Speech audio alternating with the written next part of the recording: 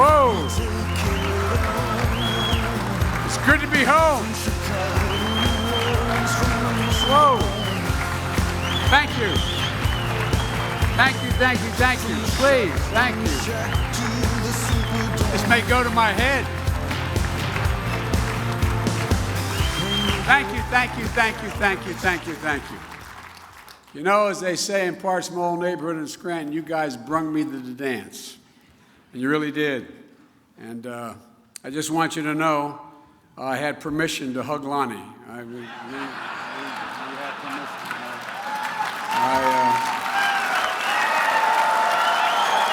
I don't know, man.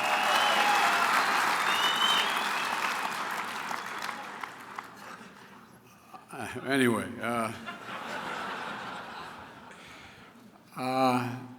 look, it's great to be with you, for real. Lonnie, the international president, has done such an incredible job, along with Kenny and Secretary General and Mike, Director of Construction and Maintenance. But before I begin, I want to say something to you all. Congratulations. And here's what I mean by that. Congratulations, because you guys are leading the union movement back. 2017, Baltimore Gas and Electric, 1,418 new brothers and sisters. Biggest in 125 years. 2018, Atlanta Gas and Light, 700 new brothers and sisters. And it keeps going on. Look, we're coming back. You are coming back. We need you back. When I look out at this crowd, let me tell you what I see. I see my old neighborhood in Claymont and Scranton. I see the backbone, and no, this is not hyperbole. I see the backbone of the nation. I see people not only are smart, but people with physical courage to do the things your members have to do. I see people who risk their lives going up in those buckets and trucks after raging storms, and sometimes during them, working around the clock to power communities. People take it for granted. Climbing up that damn pole, you risk your life. We used to understand that. Ironworkers back in Delaware, a guy named Tommy Schrank, when they endorsed me as a kid running for the Senate, I used to go in, and I meant it sincerely. I'd go into the hall, and I'd say, I can't get over you guys. I admire your courage. 17 stories up, walking a beam, shooting a rivet. And people saying, is what they do worthwhile? Come on, man. I see the people in this room who represent the people and are part of the people who make manufacturing go. I see the people who lead the way to safer and cleaner energy. An energy future that's going to be done by repairing over 1 million miles of 2 million miles of leaky pipelines. Most of it put back in the 1960s. I see people who will build a 21st century electric grid that will not only power this nation's economy, but protect this nation from foreign adversaries and the way they use cyberspace and the rest to go after us. I see people who have busted their necks their whole lives to earn their pensions. And when you retire, you deserve every damn penny you work for, not a penny less. I mean it. I mean it. I'm tired of it.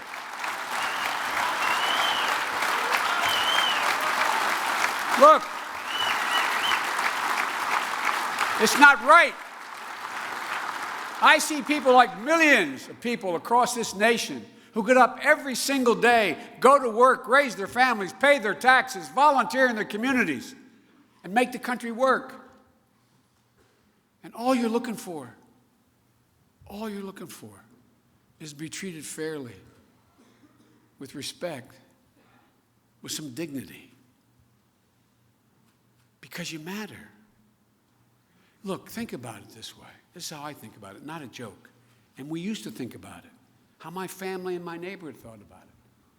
There is no possibility any of those guys and women making millions of bucks on Wall Street, doing good work wherever they're doing and doing very well, they could not function without the work you do. Literally, it's impossible to make the country function without what you do. And don't you forget it. Don't you forget what you do. We've gotten so damn sophisticated. We've gotten so damn elitist. Just like I hope you guys understand.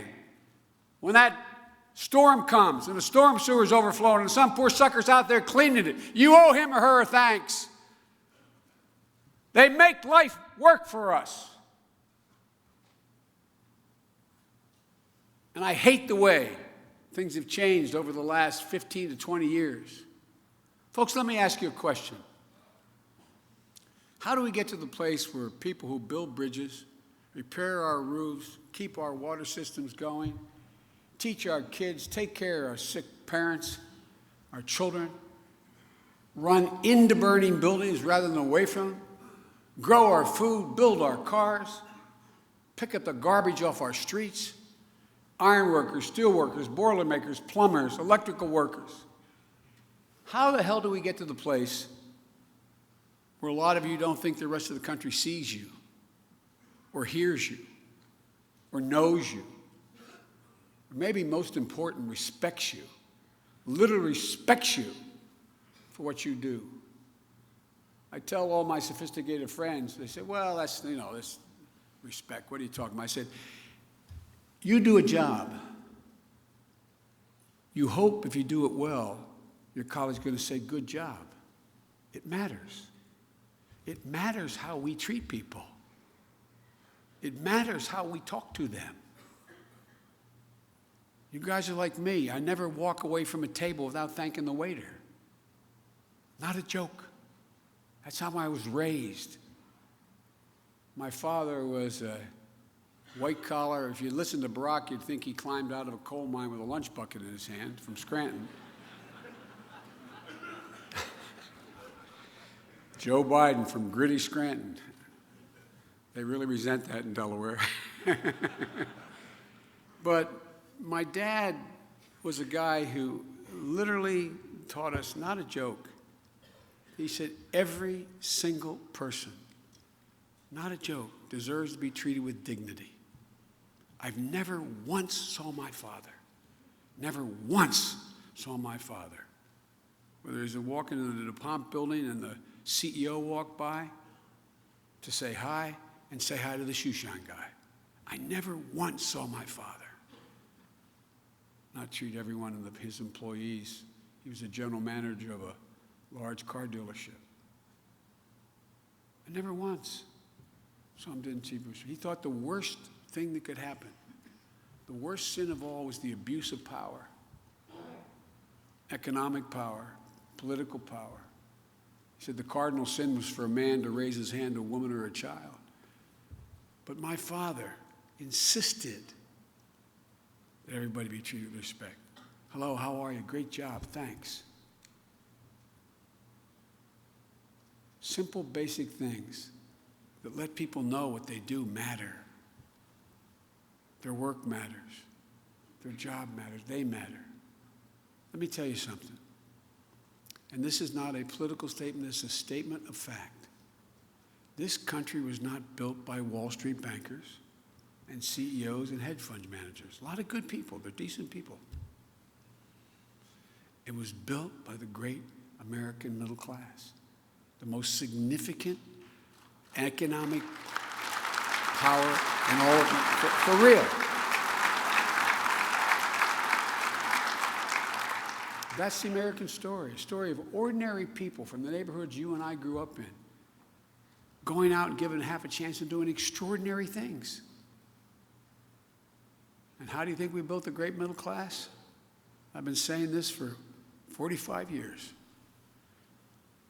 Unions. Unions. That's a fact. Unions. Some politicians are afraid to use the word union. Not me. Unions built this middle class. For real. I think we even forgot it.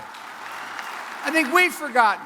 My grandpa Finnegan used to say, Joey, Your union from belt buckle to shoe sole. He said it more colorfully than that. If you have any doubt that you guys and women built the middle class, just think about it.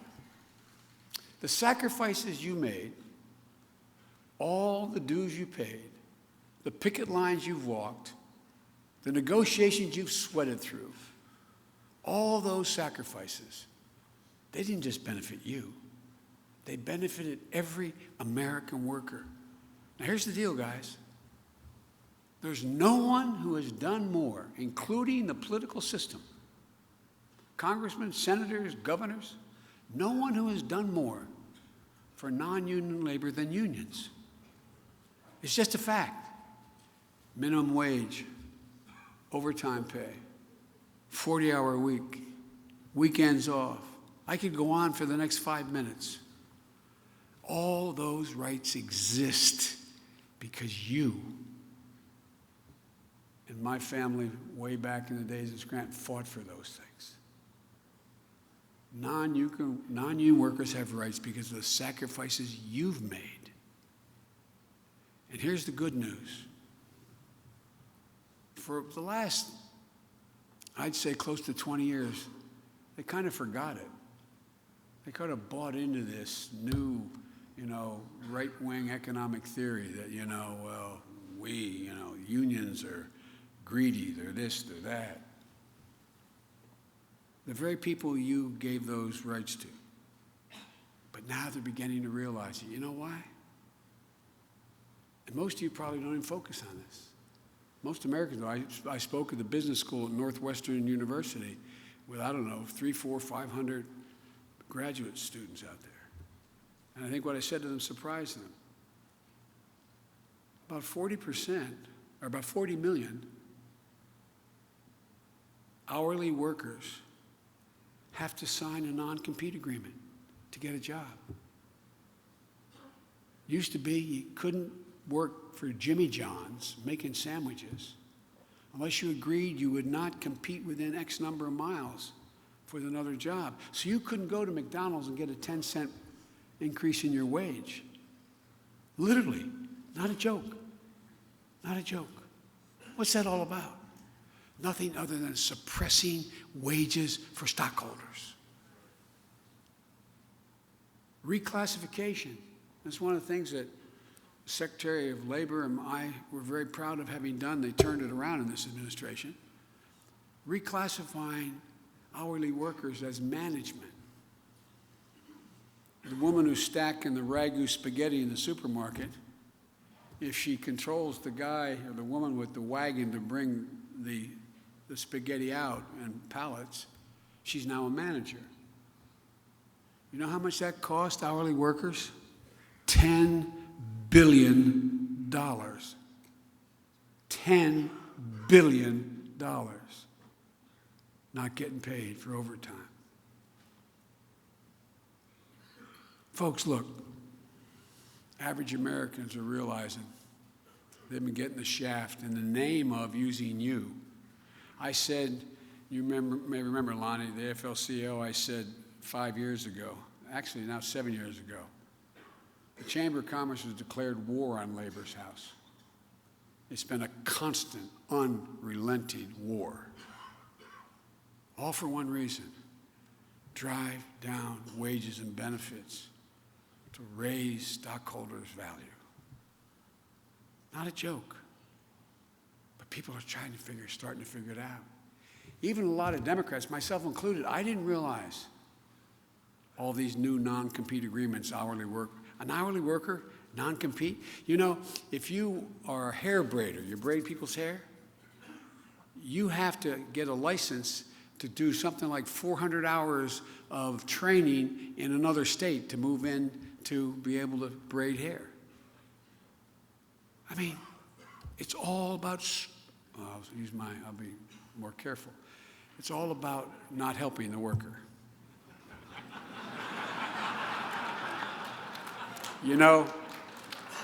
One of the things I love about the IBEW is this. You get what my father has always said. When my father left Scranton when Cole died he was a salesperson. There were no good jobs. The community was dying. And I remember him walking up the stairs of my grandpa's house, sitting at the end of my bed. I think it's the longest walk any parent can make, to tell their kid, honey, you can't go back to the same school. We're losing the house, honey. We can't live there anymore. You're going to go home and live with Grandpa. It's only going to take about a year. Hey, all those kids, you want to come up on the stage, you can come up. It's okay. Come on up. Come on up. Just come and sit here. Come on.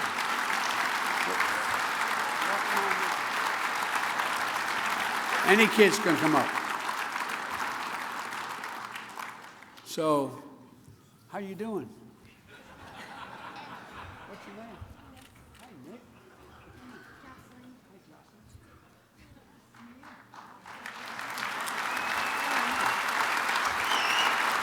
By the way, guys, nothing artificial about. If we don't win, if you don't win, you got a problem. If you win, if we win, their future. Right, you realize 54% of the American people think their children will never reach the standard of living they've reached. That's never happened before. 54%. And you guys can sit in the edge or what? I don't want you to have to stand all alone, but it's up to you. By the way, he gave me permission to touch him. All right? Why don't you sit in the room right there? Sit right here. I don't want you to have to stand. I'm sorry it takes so long, guys, but everyone knows I like kids better than people. But look, my father, when we moved down to Claymont, every time there'd be a recession, like the neighborhood you guys grew up in, somebody in the family lose a job or get laid off. It may be temporary, but, a neighbor. My dad used to say, Joey, a job's about a lot more than a paycheck. It's about your dignity. It's about respect. It's about your place in the community. It's about being able to look your kid in the eye and say, honey, it's going to be okay, and mean it. Think about it. That's what a job's about. It's so much more than a paycheck. But a lot of people can't do that today. As I said, they don't believe that their children are going to be in the same position they were. They feel hopeless. They feel left out. Fear has crept into so many places around this country. So many times in our past, the worst among us, act like in the past, are preying on those fears to divide us. Why are you not have a job? Why are you getting a low-paid job? It's the other. It's the other. It's that immigrant. It's that black guy. It's that divide us. Divide us. It's an ugly extremism. It's on the rise in this country. We saw it most vividly in Charlottesville when Klansmen and white supremacists and neo-Nazis came out of fields, crazed faces illuminated by torches with bulging veins, bearing the fangs of racism, chanting literally the same anti-Semitic bile. The same anti-Semitic bile chanted in the streets of Nuremberg and Berlin in the 30s. A mean pettiness has overtaken our politics the last decade. Sometimes it seems like we can't govern ourselves because we don't talk to one another anymore. We barely talk to one another. My whole career, I've been able to get a lot of things done. I know I'm being criticized by some on the far left that I have actually think we should work with Republicans. But how do you get something done? Look, folks, this is not who we are. This is not the America we've known, we've grown up in. We have to remember what it is that makes this nation so special. And it's our core values. It's what we believe. It's the American creed. It sounds corny. We hold these truths self-evident, that all men are created equal, endowed by their Creator with certain inalienable rights. As I said, it sounds corny, but it's who we are. We've never fully lived up to it, to Jefferson's words, but we've never before walked away from them. Just walked away from them. I believe there's something the columnist David Brooks, conservative columnist in the Times, calls an invisible moral fabric he talks about that holds the nation together. It's made up of basic values, the values that define us. Honesty, decency, dignity, respect, giving everyone a fair shot, leaving nobody behind, giving hate no safe harbor, and leading by the power of our example, not just the example of our power. That's why the rest of the world has followed us.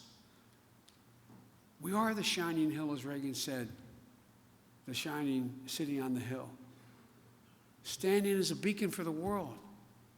But most importantly, we used to always understand as Americans that we're part of something bigger than just us. Something bigger than us. That's who we are. That's who we've been. That's who your parents were, your grandparents were. These are the values that made us the most respectful and successful nation in the history of the world. Not hyperbole. But look how we're viewed now. You know, there used to be a basic bargain in America. You guys know it better than anybody. It said that if you're a part of building the success of an enterprise, you got to share in the benefits. You got to share in the profits. Not now. If an enterprise is hit hard, it used to be, everybody took a hit. The CEO, the managers, the hourly workers. But that bargain's been broken. Now the only people who benefit when a company does well are the CEOs and the shareholders, the people at the top. As I said, Republicans have adopted the conservative economist Milton Friedman's dicta in the late 80s when he said, a corporation only has one responsibility to its shareholders. That's an economic theory, only to its shareholders, not its employees, not to the community in which it resides, not to anybody but the shareholders. That's why you see these tens of billions of dollars of buyback of stock rather than reinvestment in training and expansion. Since when is that how we've run? I have a cartoon in my office. The president used to always come in and try to jokingly turn around. There's some in New Yorker. I still have it in my office at Penn. It's a picture of a great big rotund guy from New York Magazine in a black turtleneck, black mask, and a black beret, sitting at the end of a table like this. And the other end of the table is an interrogator, not on the other side, the other end. And there's a great big burlap bag in the middle with a dollar sign on it. And he's looking at the interrogator and saying, I'm sorry. How was I supposed to know he was a job creator? You know, since when did my dad, who sold all those GM products, the guys in the assembly line in Delaware who made those products, the mechanics who kept them running, since when did they not contribute to the success of General Motors? But it used to be, as I said, everybody took a hit, but now the only people who get hurt when a company hits a rough patch are the workers. It's a one-way street. I couldn't remain silent after General Motors because I was the guy that was given blame and credit for bailing out, being the loudest voice in the administration for bailing out General Motors, an iconic industry, because I knew the capability of American labor. And American labor, the UAW took a big hit to get that done. The first year back, General Motors made $8 billion in profit. In 2018, they made $8 billion in profit. Just a few years after being bailed out by all of you, the American taxpayer. The CEO, good woman, CEO and top executives, the shareholders, they did incredibly well. Then the market turned on 4 of their products, maybe 5. GM hit a rough patch. So what happens? They close plants, lay off 17,000 UAW workers, announce they're going to build new facilities in Mexico, and the GM salary, the head of General Motors, goes from $22.9 million a year to $21.9 million. That year alone, they made $194,000. $1 million in a tax break. They could have given every one of those 17,000 people laid off a $10,000 severance pay to give them a chance to go somewhere. They could have come back and built those facilities of new electric car facilities in the United States.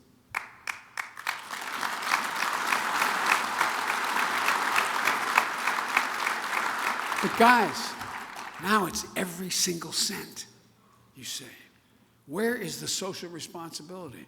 What's wrong? It's economically wrong and it's morally wrong. Sometimes I think President Trump is a tragedy in two acts. The first tragedy is that he treats and opposes every day the core values and beliefs of our nation, the things that go to our very democracy, the way he talks to people, the way he characterizes them. The guy who's the head of the intelligence community calls him a pencil neck. I mean, what in the hell is happening? Our children are listening.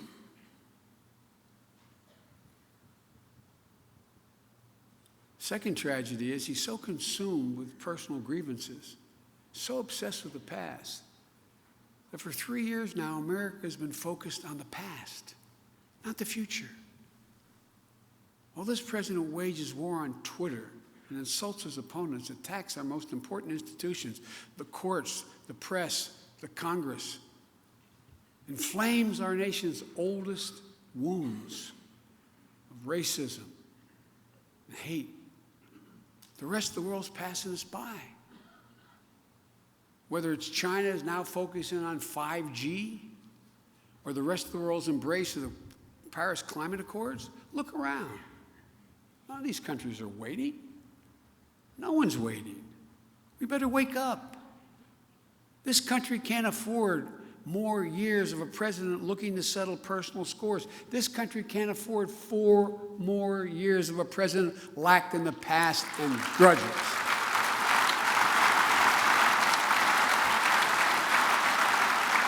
We've got to get moving. You guys know better than anybody else. You know the 21st century electrical grid can mean America, a great deal for America, both in terms of our economy and our national security. You know the skills and job training that are needed to handle that new grid. You know the kind of good-paying jobs that are great. You know these are jobs of the future. Whether it's working with community colleges or job training programs, apprentice programs, you know how to get it done. Some things. The same thing goes across the board, from repairing and replacing those pipelines that were put in the ground in the 60s, a couple million miles of it. Protect our environment, prepare us for climate change. And we'll create a whole lot of good union-paying jobs if we do it. It's good for the middle class. This is a win-win situation. The kind of jobs you can raise a family on. You know, one of the great things you've done as a union is to make a commitment to diversity, opening your doors, including everyone. Because what's true of unions is true of America. You're stronger, we're stronger when everyone's in on the deal. And you're proof of something that I couldn't believe more strongly. That as we rebuild this middle class, which has been clobbered, this time everyone comes along. Black, white, Latino, men, women, young, old, everyone. We can do this. It's time to put our petty politics aside. It's time to start talking with one another again. Politics. It's in politics. They're our opponents, not our enemies. You know, you had to get something done. Because I've been part of getting things done my whole career, it's time for America to start thinking big again, for God's sake. This is the United States of America. It starts with a complete overhaul of our nation's education. We have to start educating our kids sooner. We know so much more now. Every single university and expert in the world acknowledges that our kids get to kindergarten or first grade. By that time, much of their brain is already developed. We need even more focus on them in early education. We have to face up to the fact that 12 years of education is no longer enough. Community college should be free, and we can afford it, guys. We can afford it. Not a joke. We don't have to punish anybody.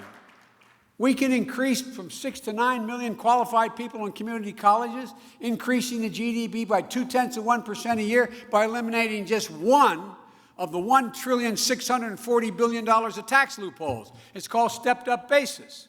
You go out and you make a big profit, you're about to go cash it in, pay a capital gains tax, and you get hit by a truck. You leave it to your son or daughter, good people. They pay no tax. It's not an inheritance tax. It was a tax due 12 seconds earlier. That's $17 billion a year out of $1,600+ billion. It costs $6 billion a year to put everyone in a community college who's qualified, and that loophole is $17 billion. You can take the other 11 and reduce the deficit, for God's sake. No one gets hurt. No one gets hurt.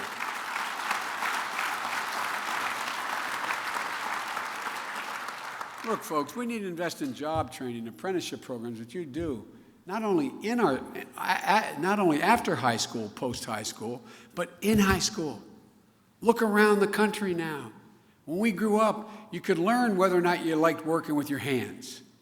You had shop, you had automotive kinds, you had they don't exist in 90% of the schools anymore.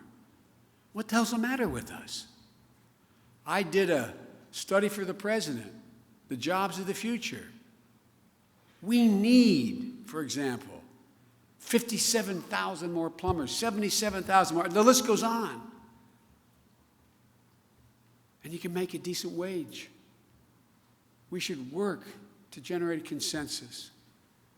Democrats and Republicans, we should know one another. If I know your husband or your wife, and you're a senator or a congressman, and I know they have breast cancer, or I know that you have a son or daughter with a opioid addiction, or I know you just lost your brother or sister, it's hard to dislike you. I know you. I make a personal connection. Make a personal connection. And we can work together to compromise. But when we don't even know one another, what happens? What happens? We attack each other. We attack each other based on motive. You're in the pocket of unions, Biden. You're in the pocket of big this. You're in the pocket of that. Hard to get to yes and a compromise when you can't even talk to one another. Democrats and Republicans can do better. Look, if we were building America today from scratch, we wouldn't just have a 12-year education system. The reason why we led the world beginning of the 20th century is because the only nation in the world that had universal 12 years of public education. That's what built this country. Built you and what you built. So folks, my wife, Jill, who's a community college professor, says it best. She said, any country that out-educates us is going to out-compete us. It's just that simple. It's that basic. And I don't just mean high school. I don't just mean college. I mean in trades. I mean in all the new important technologies we have to master that don't require college degrees but require considerable knowledge. We need to take the next step to rebuild our healthcare system. The Affordable Care Act was a big step. You guys have fought for and been able to guarantee health care for your employees, your members. We need to build on it. What we can't do is blow it up and cause 22 million people that Barack and I were able to put on health care, give them peace of mind. I remember my dad, when he went from one company to another, lost his health insurance. And my mom said he'd stare at the ceiling at night, just worried, what happens? What happens if I get sick? What happens when my wife gets sick? We lose everything. It's peace of mind. If you remember, when we passed the Affordable Care Act, President Obama, I said something in effect, this is a big deal.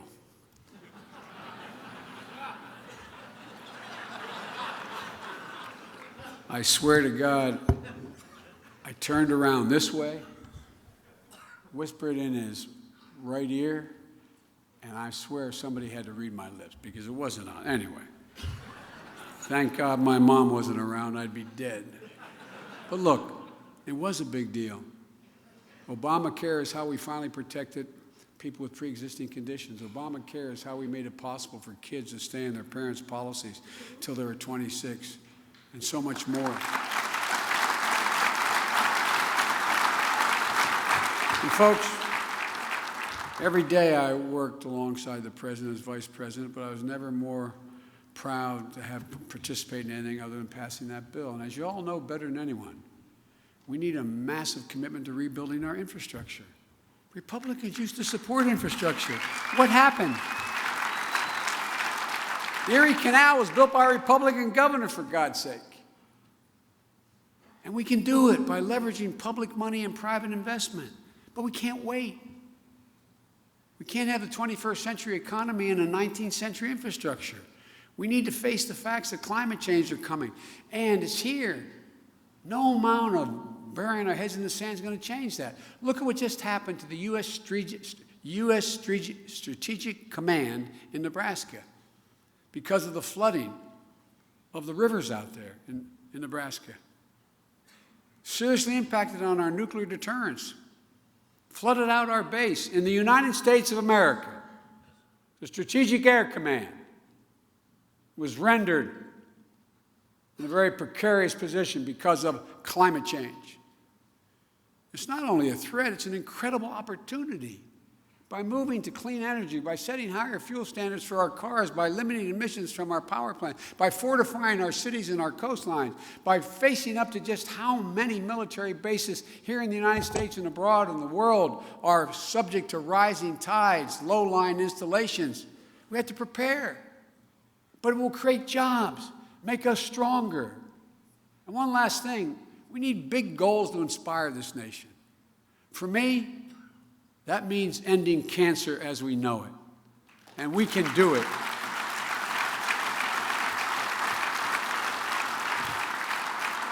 For too many people in this nation, far too many people in this room, you have gone through or going through what my family went through when we lost my beau, my son. Cancer is brutal, unforgiving, and no family ever has to go through that again, as my goal will not be too soon. Ending cancer, as you know, it is a worthy national goal, and it's going to take a president to do it. It's within our power. We're making enormous pressure. You know why? Because we're forcing these guys to work with one another again. Docs don't play well in the sandbox together. They're wonderful, work like hell, but sharing data is not something that has been available till now. When I finished the moonshot in the administration, 21 heads of cancer hospitals and 5 Nobel laureates and a number of people came to me and said they wanted me to set up a Biden cancer initiative. I said, I've read everything I can about cancer and its cures and what needs to be done. But I said, I'm no expert. I said, why me? He said, you do two things well. You can convene people and you can shame them.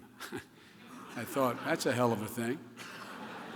But folks, I can honestly say I'm more optimistic today than when I got elected as a 29-year-old kid, not just about what we can do to cure cancer, but about America. America's in a better position, I'll end with this, than we've ever been in our entire career if we just get up off our feet, our backside. Stand up. Remember who the hell we are. We have the largest economy in the history of the world. We have the most powerful military in all of history. We have the most innovative entrepreneurs in the world. We have more great research universities in America than all the rest of the world combined. As my wife would say, Google it. We have the most agile venture capitalists. We have the most productive workers in the world. That's a fact. That's a fact. 3 times as productive as workers in Asia. We're virtually energy independent. Something no one thought of before. Folks, there's no reason why we can't own the 21st century. There's no reason why we can't. We just have to get out of our way. Remember who the hell we are. Folks, with you and your brothers and sisters in the movement, remembering who we are, that this is the United States of America. There's nothing we are incapable of doing. Nothing. So let's get the hell up and get it done. Thank you. Thank you.